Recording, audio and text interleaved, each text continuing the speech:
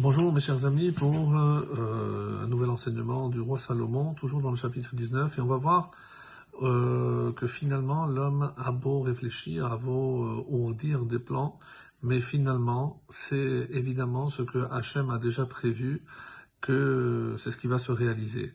Donc on a beau réfléchir, on a beau faire des plans, mais il faut toujours compter sur Akadosh Baruch Hu, puisque tout ce que Hachem a déjà planifié, que l'homme le veuille ou non, eh ben c'est ce qui évidemment va aboutir. Et c'est exactement ce que l'on va trouver dans le verset 21, donc une phrase qui est très connue. Peu savent peut-être qu'elle provient du roi Salomon, et encore moins qu'elle est citée ici dans ce chapitre 19 au verset 21. Donc c'est cette fameuse phrase qui dit Rabot machashavot belev ish va'atzat Hashem ehi takum. Donc on va traduire et on va, comme à notre habitude, essayer d'apporter un commentaire un peu plus riche grâce au Chida, notamment aujourd'hui. Rabot machashavot belev ish. Nombreuses sont les pensées dans le cœur d'un homme. Et déjà, dans un premier temps, c'est assez étonnant, puisqu'on place la pensée non pas dans la tête, mais dans le cœur, puisque comme vous le savez, et c'est ainsi que agit également le Yetzer Hara, lorsque il est dit que les yeux regardent, le cœur convoite et le corps faute.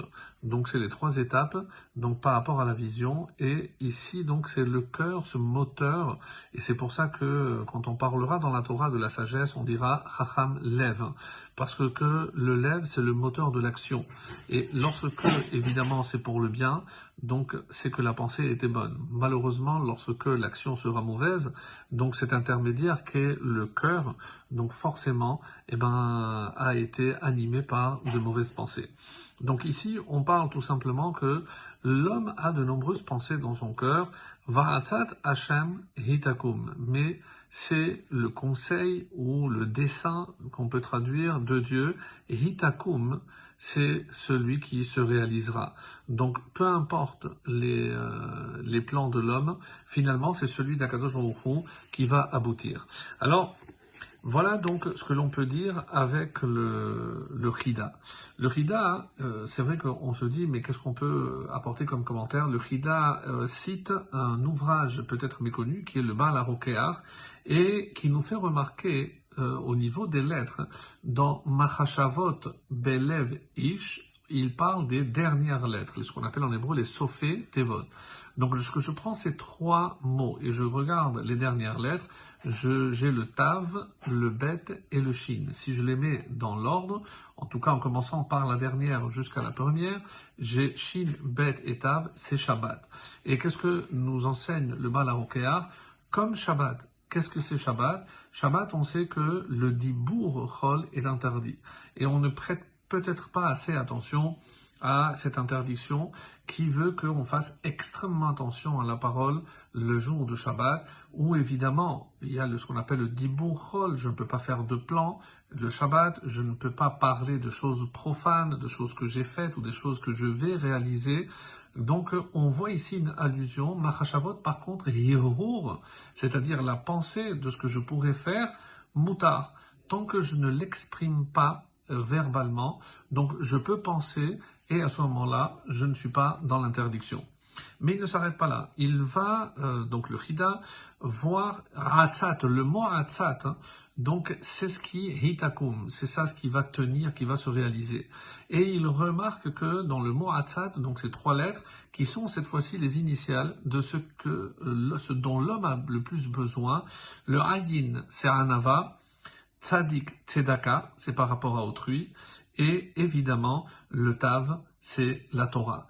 Donc, un homme qui a la Torah, un homme qui a compris que la Hanava, le comportement, comment il doit se comporter vis-à-vis des autres, et la Tzedaka, il est capable de donner aux autres, Hatzat, donc c'est évidemment ça qui va le maintenir. Et ce sont, donc on va dire, comme ça explique le Chida, les trois grands principes de ce qu'on appelle le Tikkun Hamidot. Comment un homme peut réparer ses midot? Sans la Torah, c'est inconcevable, et cela ne suffira pas. Il faut qu'il soit animé d'une grande modestie, humilité pour apprendre, et surtout tzedaka, à savoir être aussi à l'écoute des besoins de l'autre. Et Il va plus loin, alors il dit hi takum, c'est elle qui va évidemment se réaliser. C'est quoi hi? C'est ce que par rapport à la tzedaka, on apprend dans Yoma Lamedhe 35b que Hillel, il mechayev aniyim. Lorsque c'est un pauvre, même si c'est lui qui a fauté parce qu'il a volé, eh ben il rendait coupable le pauvre. Rabbi El-Hazar ben Kharsoum mechayev ashirim. Lui, il rendait coupable les riches. Donc c'est pas parce que c'est un riche qu'il peut tout se permettre. Et Yosef Hatzadik mechayev reshaim. Yosef Hatzadik, il rend coupable les reshaim. Et lorsque je prends le He de Hillel, le Yud de Yosef et le Aleph de El-Hazar, Hi takum, je trouve le mot Hi. C'est-à-dire que pour que la justice, et c'est ça l'idée qui est ici, la justice pour qu'elle triomphe, peu importe celui qui s'est rendu coupable, donc la justice, c'est elle qui prévaut. Excellente journée et à demain.